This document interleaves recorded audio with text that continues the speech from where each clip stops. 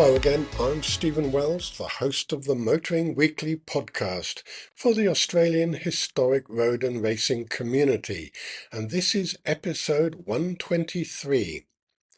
Firstly, I'd like to introduce the new theme music, which is from a local musician whom I've known for many years, and he's heavily involved in the historic car community. So there's a nice link.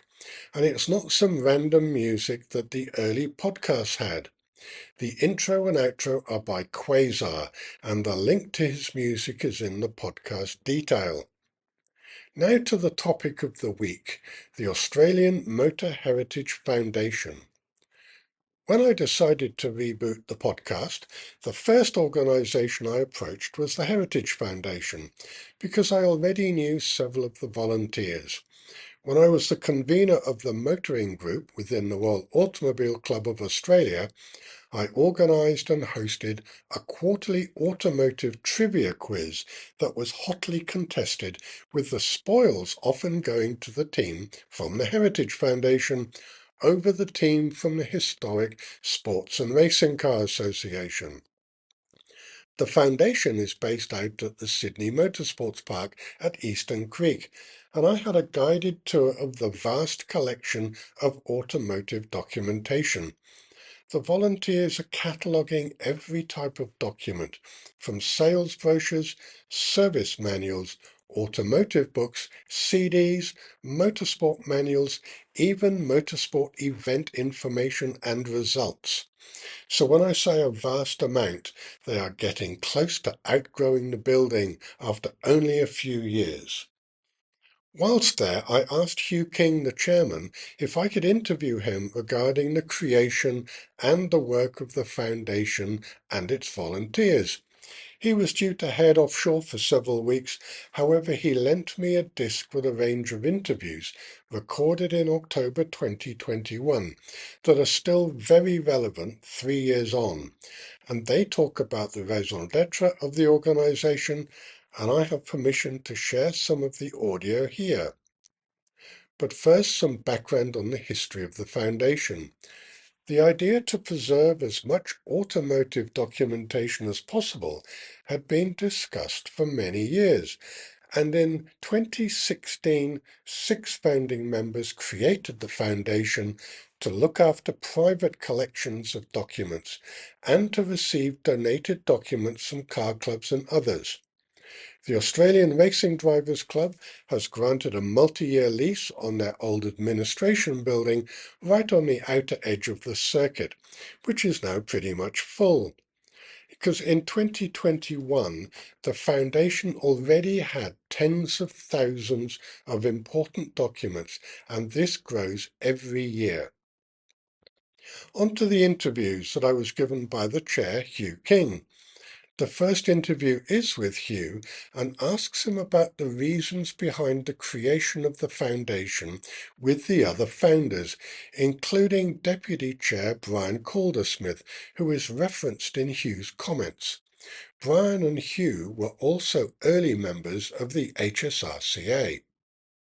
The HSRCA has been a very important player in preserving historic cars and historic records to date. It's a club, and it's a very big one, very active, well governed, and I was very proud to get involved at the very outset. I'm one of the early members, one of the first 10. That was 40 years ago, just this year, and it's amazing how that club has continued growing, attracted all manner of good people. But we do know that its emphasis is on preserving the cars more than the history. The cars more than the oral history, I suppose, is more important for me now. Now, there is a progression because Brian and I have been colleagues in this for the last 15 years, maybe longer, worrying about the future of our past. And that's a quick and easy way of saying, what about all those records? The oral history is disappearing, the paper is fragile, collections like mine have been put to auction, gone overseas, or just simply dissipated. And I remember many of that those things happening. I'm sad about some of it because all the people involved in the sport and in the preservation of cars in past have been precious people, good people, and fun to be with. So yes, there is a progression. Brian's always been concerned, like I have been, about the future of this. I've been the fortunate one to have the time and resources to put into what became a massive collection. And that collection is now here, entirely gifted to the foundation, being organised by others, and I'm glad about that because my organisation was eclectic, to say it nicely. My wife had another word for it. First time the concern came to my notice was when John Goddard, famous Jumbo Goddard, passed away. I knew him only vaguely, really, through the late Fred Vogel. Both were preservers of the past. They both had big collections. Both of those collections have been blown to the winds through auction, through people wanting to snaffle what was good about them. I went to the auction of Jumbo Goddard's material. I bought 6 or 8 books quite cheaply. They're now precious parts of our collection here. You couldn't buy them again for anything like that money. It's been a question of the lack of resource, the lack of an entity like this. Then I travelled in the 70s, 80s and 90s on business, but seeing motor car collections and the libraries, I was fascinated. And I noticed that the material that was generated particularly overseas during the time when Australia was much younger and new to the motor car was being preserved. I wanted that to be done here. And that was a business, an idea that was shared with Brian, and we worked on it right forward with a material help, really, from others who similarly collected. It's important for me to have it here in Australia because it's been done overseas and to good advantage. It's a matter of different tax regimes, different ideas about the whys and the wherefores of collecting, but it's not happened here. This is a big diverse nation spread thinly around the coast in a continent that's as big as the USA, and the historians amongst us, the enthusiasts amongst us for the motor car, while they're large in number for the size of the population, they're very thin on the ground, except in the main centres like Sydney, Melbourne, Brisbane, Adelaide. We had to get a foundation like this up, in my view, in order to do it well for the nation, and then perhaps internationally, doing it virtually. This is the way of the future. We are now past the pandemic times. We know how important the virtual world is to the preservation and dissemination of knowledge. So it is important as well for social cohesion. Families come together, stay together. I've had direct personal experience, and now we're experiencing it since the pandemic began in this foundation. It's been a delight to have the Zoom conferences with my colleagues, not needing to get over a table. It's been a delight to have the seminars up, and it's been fantastic to be able to get to a point over these last short 18 months where we can actually effectively launch this foundation to the wider world. And it's getting a reception. You know, there's a major entity based in Turin overseas which is now terribly interested in asking us to assist in representation and activities in Australia. And while that's not come to fruition yet, maybe another 2-3 months before we can say much, it's an excitement because that's what we should be built for, representing the motor enthusiasts' world in Australia for the benefit of Australians and for the satisfaction of people like my colleagues and I here. We get great satisfaction from it. It's the culmination for me of a lifetime of collecting. The next 10 years, we're going to be strengthening our hand here. We hope, expect, that the ARDC will continue to be good to us, that we'll continue to be welcome in this centre of motoring enthusiasm being built now here. We've been told that we are part of the hub. We want that. But that would be along the lines, let us say, of the material, the way in which Silverstone in England has developed, or the way that Bicester has developed in the north of London. Those entities are spreading, outreaching in a virtual way within Europe, as are entities like the REVS Institute in Florida and others in the USA, major. We should have that in Australia.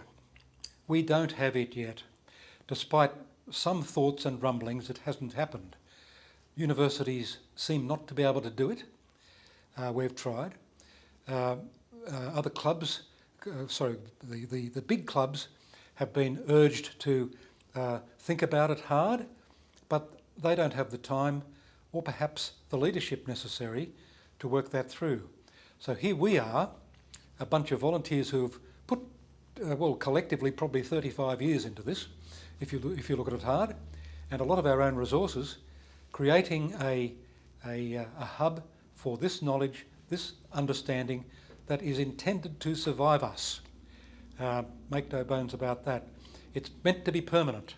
It needs a permanent spot that is welcome in a place like the ARDC, demographic centre of Greater Sydney, hard up against the new Western Sydney Airport, 45 minutes from everywhere in Sydney, and able to connect instantaneously with the important colleagues around the world, around the country, around the region, the Indo-Pacific region, which is now suddenly very important in strategic terms, and we're wanting to create links, bonds of knowledge, bonds of friendship in this magical world of motor heritage.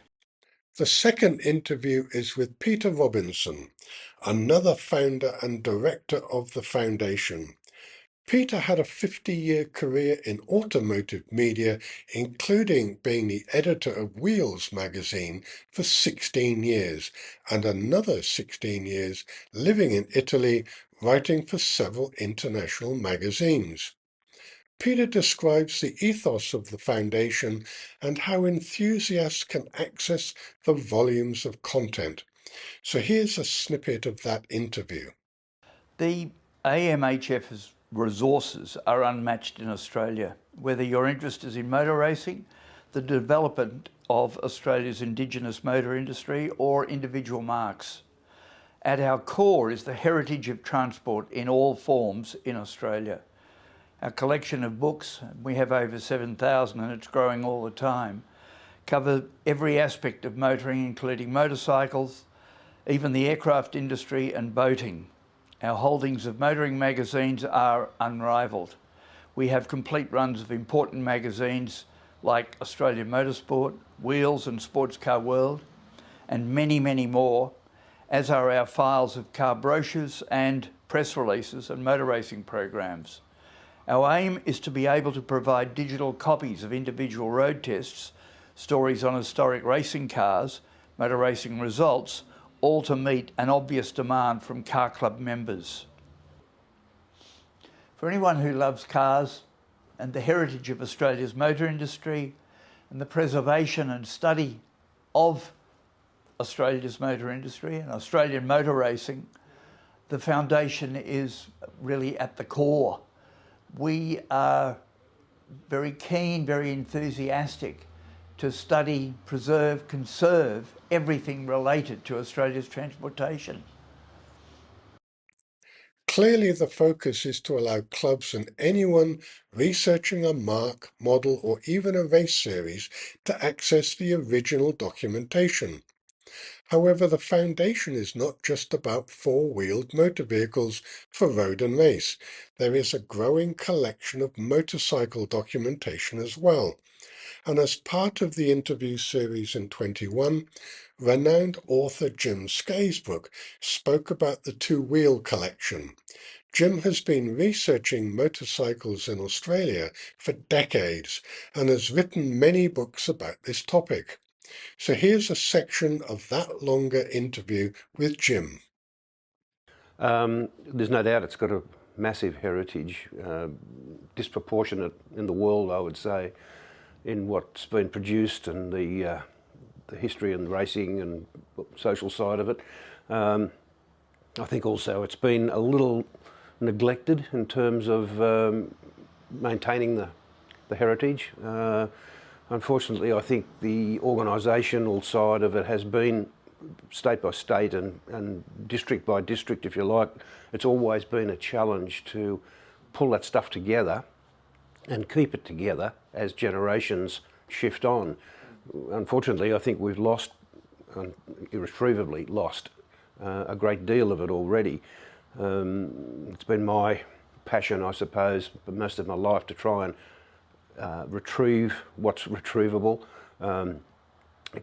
just research it endlessly, to just go down every street I can to try and find stuff before it gets thrown out. Sometimes that's successful, sometimes it isn't. I've had some nasty experiences, like you should have been here last week. By and large, I think the organisations that have been responsible for basically keeping this stuff together, they could have done a better job. As committees came and went and new people came in, it was always onward, ever onward, and forget about what's happened. In my case, it's been the reverse. I've tried to retrieve that. With the foundation, it now gives a central point of contact for all of that, and all of it completely. Whereas before, smaller organisations, would-be museums, things like that, it wasn't actually bringing it together. It might have been preserving it, but like, where is it? If this foundation is able to pull all that stuff together to a central point where if you need to know anything about the history and heritage, this is the way you start, that's a very, very good thing. About 20 odd years ago, I started to produce a book which grew into 2 volumes called Australia's Motorcycling Heritage, which was specifically to record events of the past, actually half century, because I did it from 1946 onwards. In doing that, it came home to me very quickly that a lot of the material I needed was buried, lost, forgotten, scattered all over the place. It would have been a fantastic thing to actually have the foundation in place at that point, where I could start where I needed to start rather than the opposite way. For instance, I went to Canberra to the National Museum for a day, which turned into 4 days, because it was so hard to access the material. In a lot of cases, the stuff was there, but in the end, I pretty much had to do a deal with them to say, look, I'll recover this stuff out of the boxes that it's stored in, because they didn't know what it was. And in doing so, I'll identify it for you. So they said, yeah, that's a good idea. I probably got through 5% of what was there.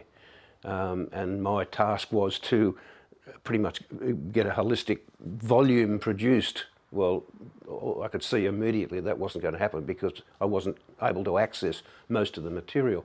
Anyway, the long story is that production of that first book, those first 2 books, gave me the idea that there was so much stuff out there, but it would take a publication such as Old Bike Australasia has become, to get out to a wider market and try to preserve this stuff while it was still in existence.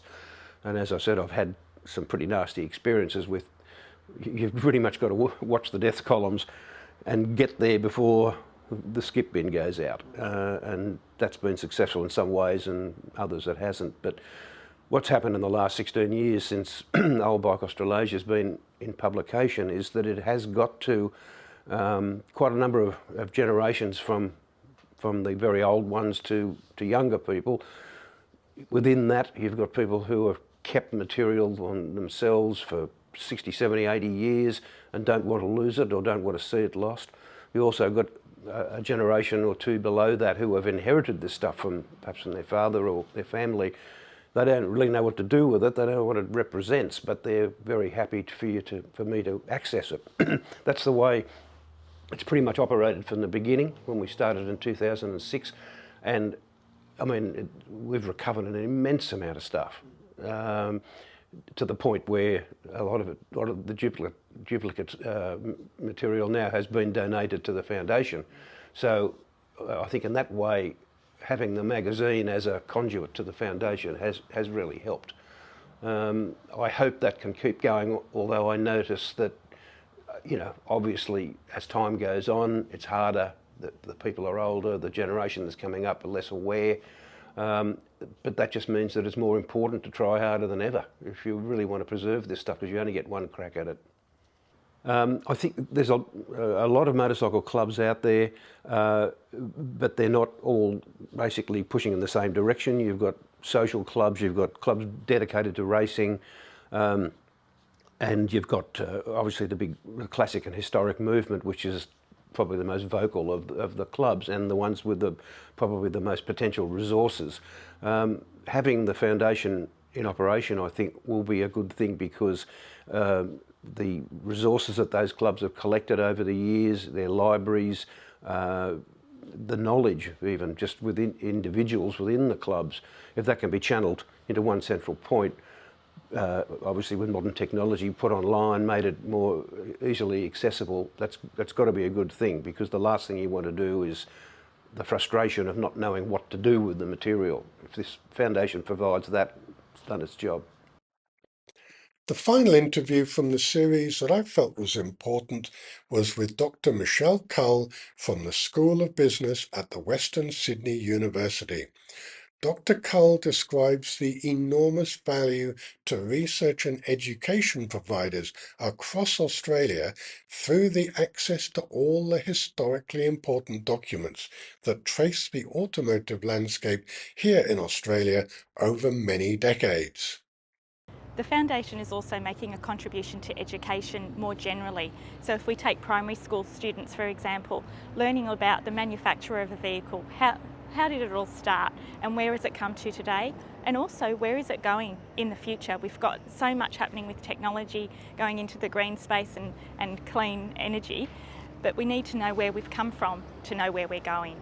And I think with the oral history information that's being provided by the Foundation, all of the resources that students can use and access online, it's going to be so accessible for not just the students but for the teachers who are preparing these units for students to study. And with over 500,000 motor club members across Australia, we can have those motor club members in every state sharing resources between one another. And if there's a book or something that they need from the Foundation, and there's somebody who lives in another state that might be able to provide that to them, then what a great way to share that knowledge and learn more about the history of motor vehicles in Australia. And it's not just motor vehicles either, is it? We've also got motorbikes, we've got aircraft as well. So it spans across all of those different types of motors, not just motor vehicles. That's all for this week. I'll catch up with Hugh and the team very soon and provide an update on the Foundation. Now, there is a link back to last week's episode on the upcoming Motors and Masterpieces event in Melbourne on the 22nd to 24th. The Foundation is involved with the event as well, so if you're heading to see the great vehicles on show, look out for the Foundation as well. And apart from the upcoming Motors and Masterpieces event, don't forget these other important events. The HSRCA Summer Festival at Sydney Motorsports Park on the 30th of November and the 1st of December, the GNU Blast Classic in February next year on the 7th to the 9th, and of course the Sydney Harbour Concours d'Elegance the 28th of February to the 2nd of March. The links to the Heritage Foundation and the HSRCA are in the podcast detail, as are links so you can hear more great music from Quasar. If you have a club or event that you would like highlighted, send an email to stephen@motoringweekly.com.au and I'll be in touch. And don't forget to subscribe to your favorite podcast player, Apple, Spotify, iHeartRadio, Amazon, Samsung, even YouTube, and get the episodes delivered as they're published. Or you can simply subscribe to the website motoringweekly.com.au and you can listen there.